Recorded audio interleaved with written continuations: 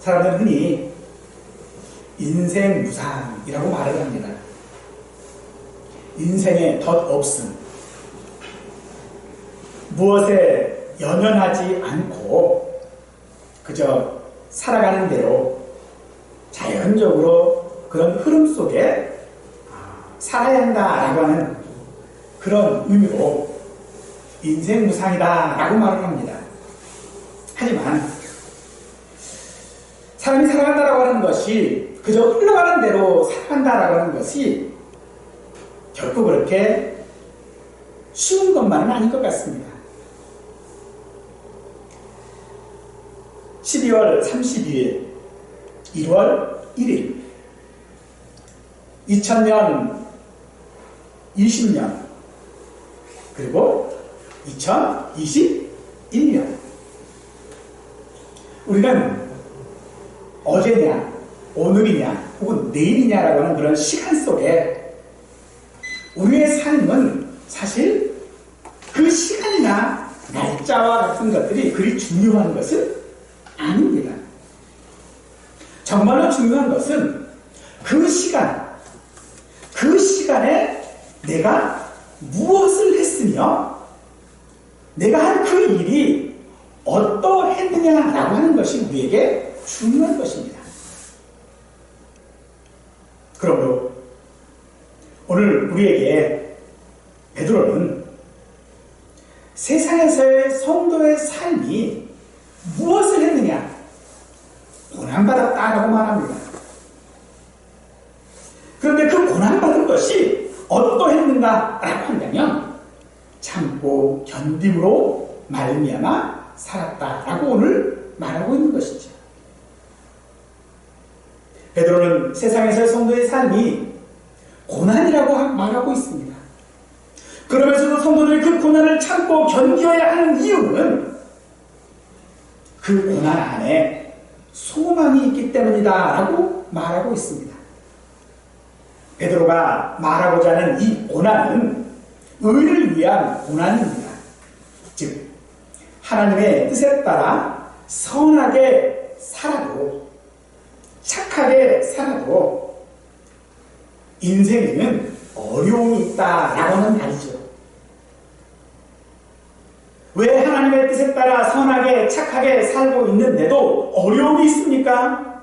그것은 하나님이 사랑이 없거나 혹은 능력이 없기 때문인가? 아닙니다. 이것은 성도의 이중 정체성 때문에 그렇습니다. 성도는 이 땅에서 나그네의 삶을 살고 있는 사람이고, 성도는 그 시민권이 하늘에 있는 사람이기에 이 땅에서의 성도의 삶은 고난일 수밖에 없는 것이죠. 그러므로 우리 성도는 상황에 대하여서 내 인생에 대하여서 올바른 인식을 해야 할 것입니다.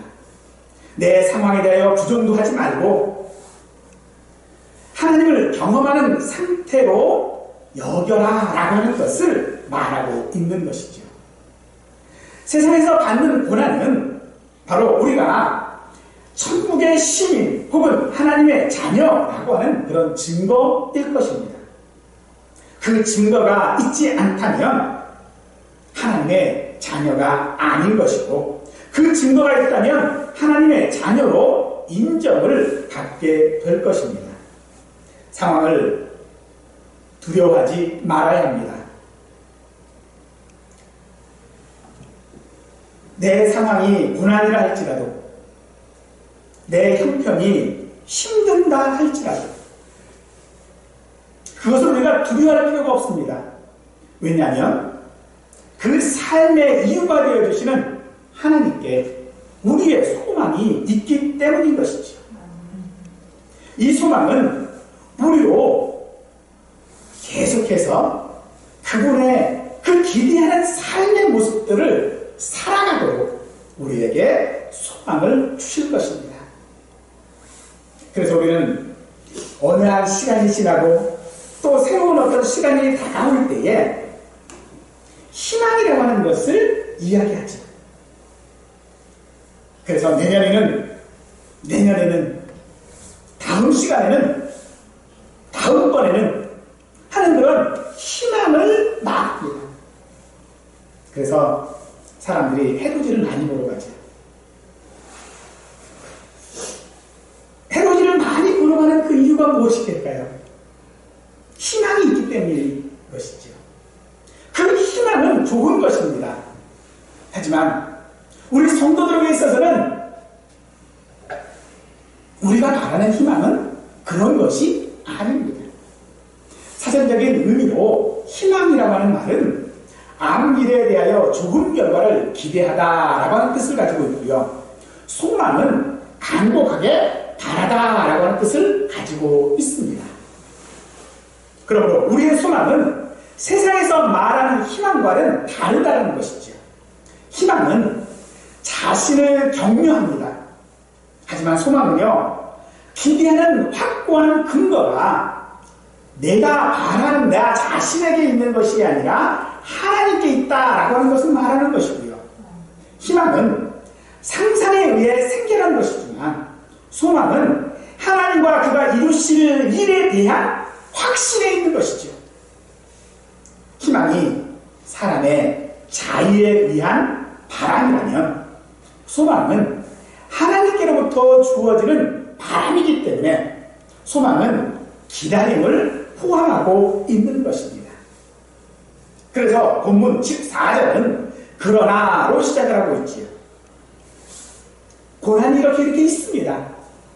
고난이 저렇게 있어요. 고난은 실제로 일어난 일이라는 것이에요. 고난이 없다고 말하고 있지 않습니다. 착하게 살면, 열심히 살면 정의는 승리한다 라고 하는 것이 아니라는 거예요. 이게 우리 인생에 사는 삶입니다. 그런데 그 인생을 사는 그런 삶이 믿는 자나 믿지 않는 자나 똑같은 고난이라면 우리에게는 소망이 없는 것이에요. 그런데 같은 고난을 받는다 할지라도 그들은 희망을 가지고 있지만 우리는 소망을 가지고 있어요. 그러기에 우리는 그 고난들을 두려워할 필요가 없는 것입니다. 우리는 어떻게 해서든지 자신의 어떤 신체적인 건강, 물질적인 것들, 또 정서적인 안정들, 그런 것에 몰두하지. 그래서 그런 것들이 내게 있지 않으면 두려워합니다. 불안해합니다. 하지만 우리는 그런 것들이 나에게 없다 할지라도 두려워할 수 없는 것입니다. 욥기 13장 15절에 보면 욥이 그런 말을 합니다. 혹시 하나님께서 나를 죽이신다 해도 나는 하나님을 소망합니다 라고 말하고 있죠. 욥이 말하고 있는 그 소망은 온전히 자기 자신에게 있는 것이 아니라 하나님을 신뢰하는 것에 있었던 것입니다. 오늘 우리의 고난은 그렇습니다. 우리의 고난은 2020년도 우리의 고난은 그것이 내게 희망이 아니라 하나님께서 나에게 주신 소망인 것이지. 하지만 악한 세상에서 의를 위하여 산다라고 하는 것은 세상을 거스리는 것이고 또 세상을 불편하게 하고 세상을 부끄럽게 하는 일입니다. 그러니 어려움은 당연히 따르는 것이죠. 세상은 여전히 두려움의 연속입니다. 세상은 한 번도 온전한 세상은 없었습니다. 세상에는 언제나 전쟁의 소문, 난리의 소문, 지진의 소문들이 가득했던 곳이 세상이었습니다. 어느 한 번도, 어느 한 시간도 세상이 조용했던 적이 없었던 것이지요.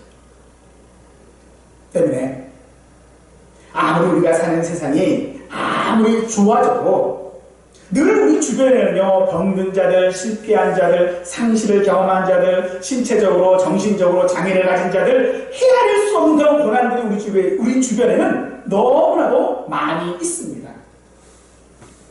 언제나 우리 주변에는요, 유전무죄, 무전유죄인 세상이 우리 앞에 있는 세상입니다.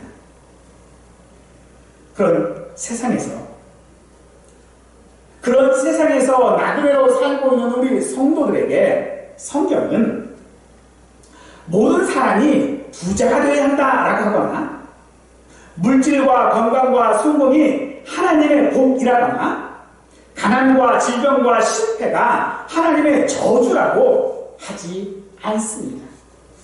즉, 우리가 이 땅 가운데서 세상이 똑같이 경험하는 모든 고난들과 어려움들을 경험한다고 그래서 그것이 내가 하나님의 자녀가 아니라고 하는 것이 되어줄 수 없다라고 말하고 있는 것이죠.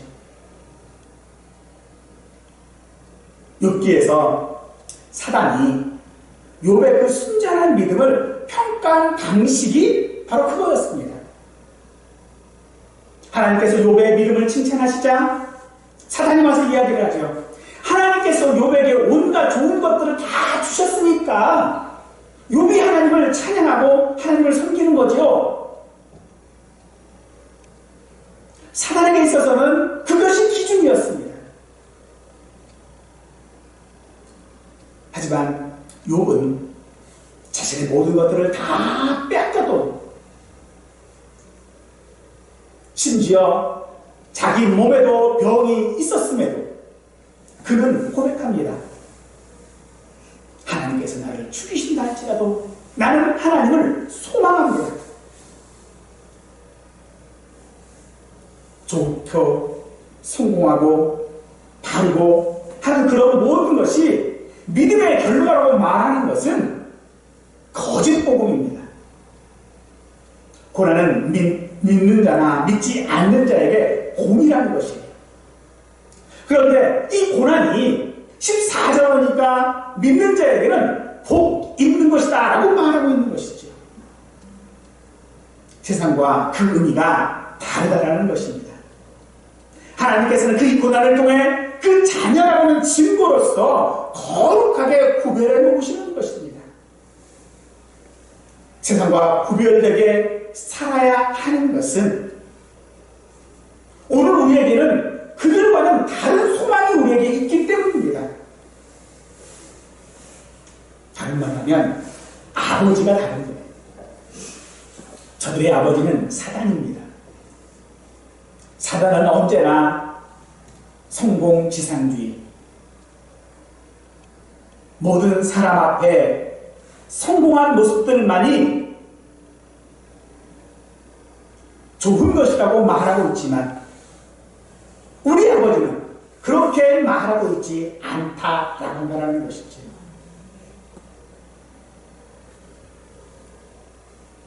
그래서 욥은 말합니다. 자기가 당연히 받아야 할 그런 고난이 아니고 욥은 이 고난이 하나님을 아는 차이로 자기를 인도했다라고 말하고 있죠.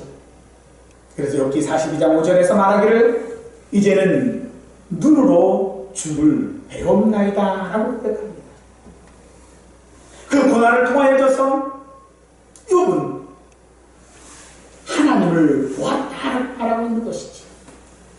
하지만 우리는 세상에서 나그네로 살아가야 합니다. 나그네로 산다라고 하는 것은 이 땅 가운데 여전히 우리 앞에 고난이 있다라고 한다는 말입니다. 그러므로 오늘 우리가 기대해야 하는 것은 이 땅에서의 내 삶을 통하여서 하나님을 배우는 겁니다. 하나님을 만나는 것입니다. 그 고난을 통하여서 사단의 자식이 되어버리는 것이 아니라 하나님을 만나는 것이 우리에게 필요한 것이지. 우리가 아는 바울은 자신이 사형 선고를 받은 줄 알았던 것 같이 극심한 고난을 받았던 사람입니다. 그러나 그는 두려워하지 않고 그 고난을 그대로 받았습니다. 돌에 맞고 매를 맞고 풍랑에 배가 파선하고 죽을 고비를 넘기고 심지어 사람들이 죽은 것으로 생각하여 내다 버리기까지 했던 바울입니다. 바울은 그런 취급을 받아도 마땅한 사람은 아니었습니다.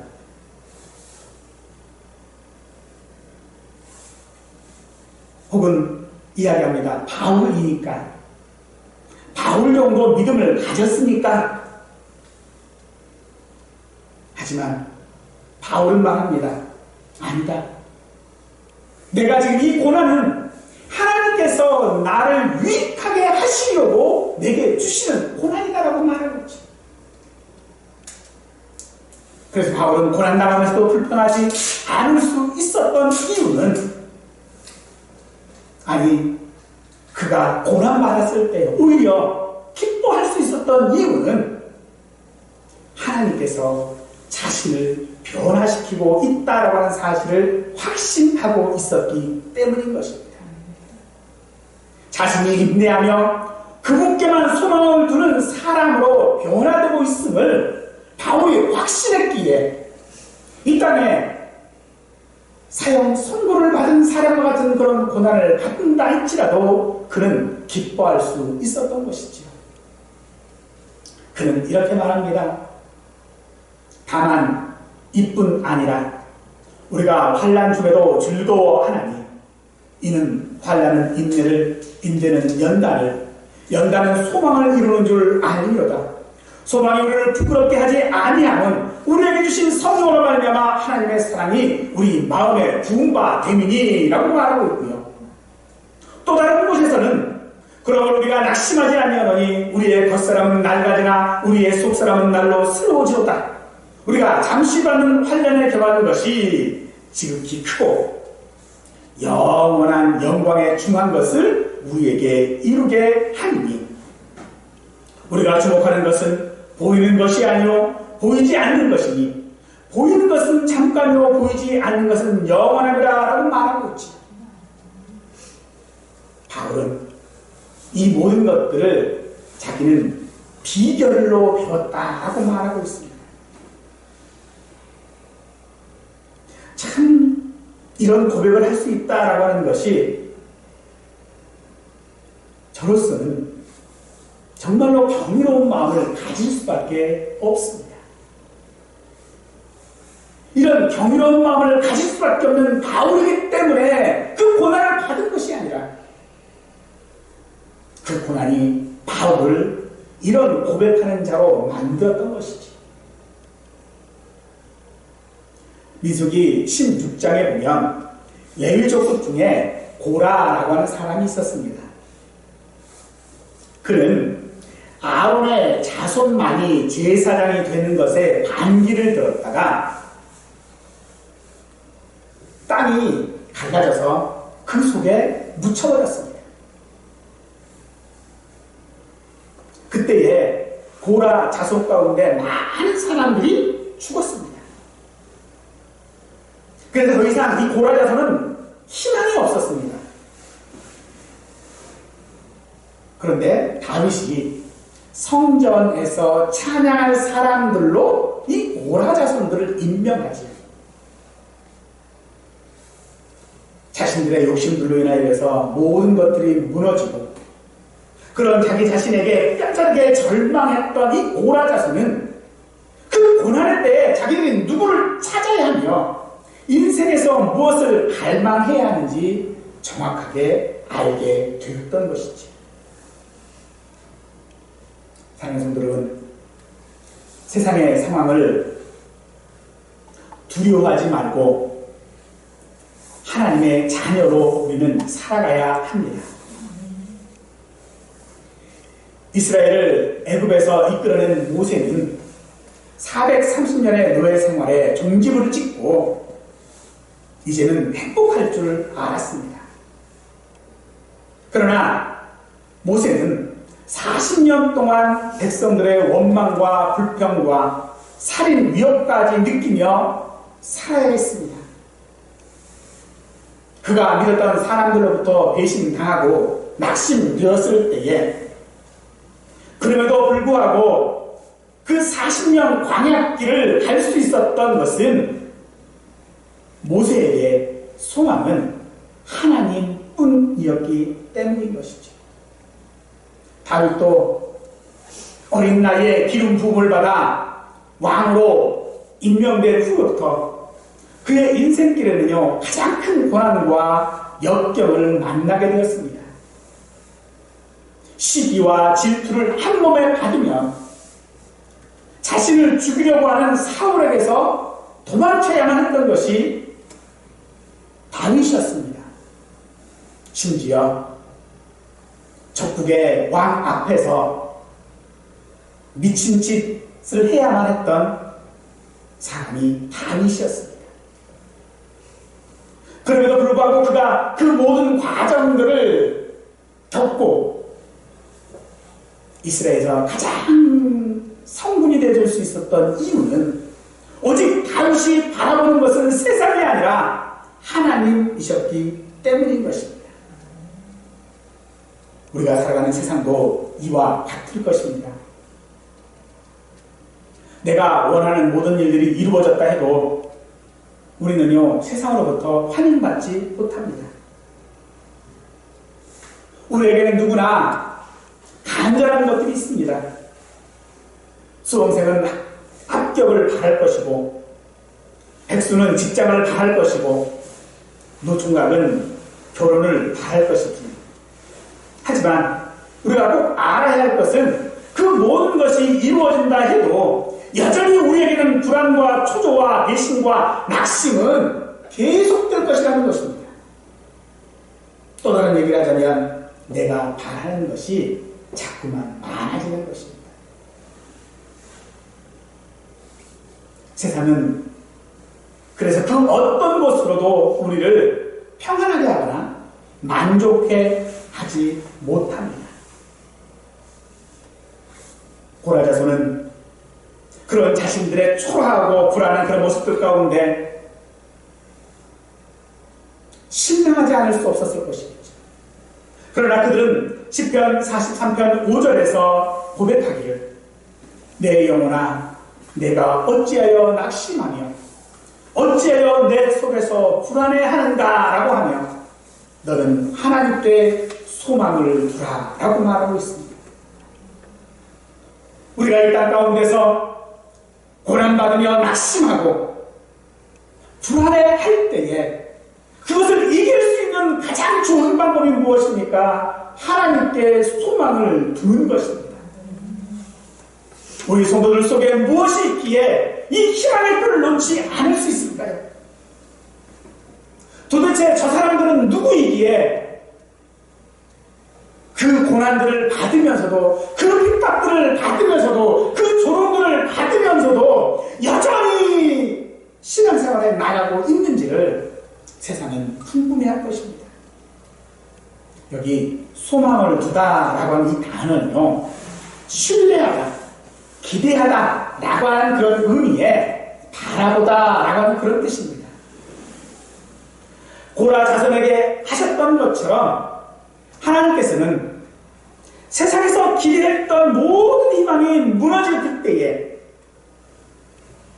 그들에게 다시 소망을 주셨던 것처럼 우리에게도 소망을 주실 줄 믿습니다. 2020년도 우리의 인생은 끝났을지도 모릅니다.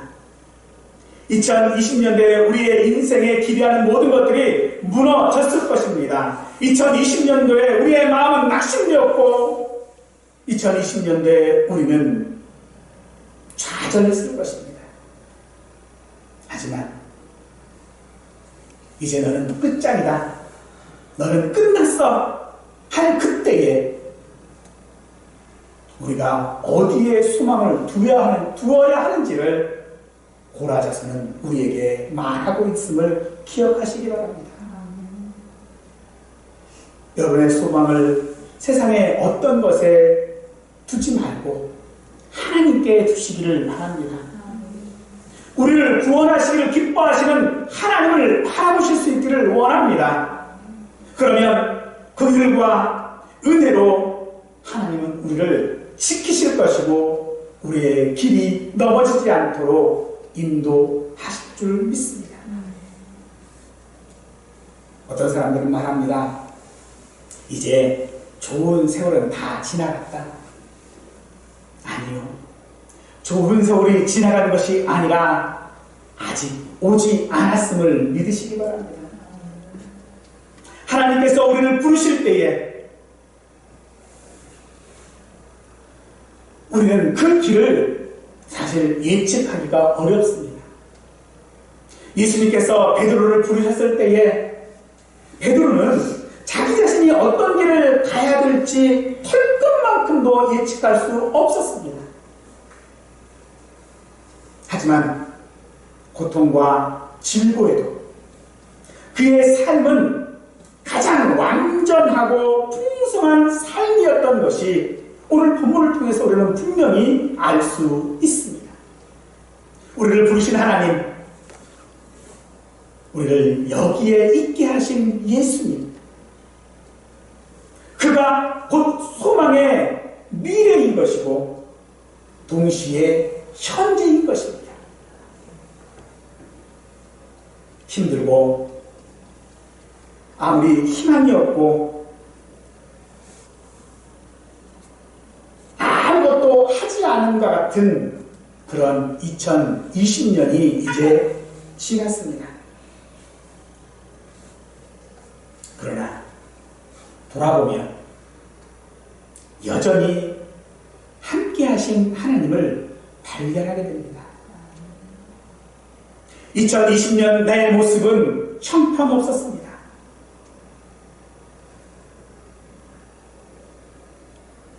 대단한 어떤 일도 하지 못했습니다. 어쩌면 늘 내 모습은 좌절했을지도 모르고 낙망하고 있었을지도 모르고 불안해했을지도 모릅니다. 하지만 뒤돌아보면 여전히 하나님은 나와 함께 하셨습니다. 2021년이 되었습니다. 변하는 것이 있을까요? 변하는 것은 없을 것입니다. 여전히 코로나19 상태는요, 계속되어질 것이고요. 사람들 사이에 여전히 거리두기는 계속해야 할 것이고요. 어느 누구도 2021년이 희망찬 새해다라고 말할 수 없을 때입니다. 그러나 오늘 본문은 우리에게 말하고 있습니다. 그럴 때에 세상에 희망을 두지 말고 너는 우리 하나님께 소망을 투하라. 하나님만 바라보아라. 2021년도 달라진 것이 있을 것입니다. 무엇이요? 이제는 내가 하나님을 보지 못했습니다. 이제는 내가 하나님의 그 놀라운 은혜들을 경험하지 못했습니다. 그런데 이제 욥의 고백처럼 이제는 내가 주를 배웁나이다. 2021년도 우리 모두가 다 우리의 모든 어려운 환경들 속에서 내 형편과 내 사정들 속에서 하나님을 바라보실 수 있기를 간절히 축원하겠습니다.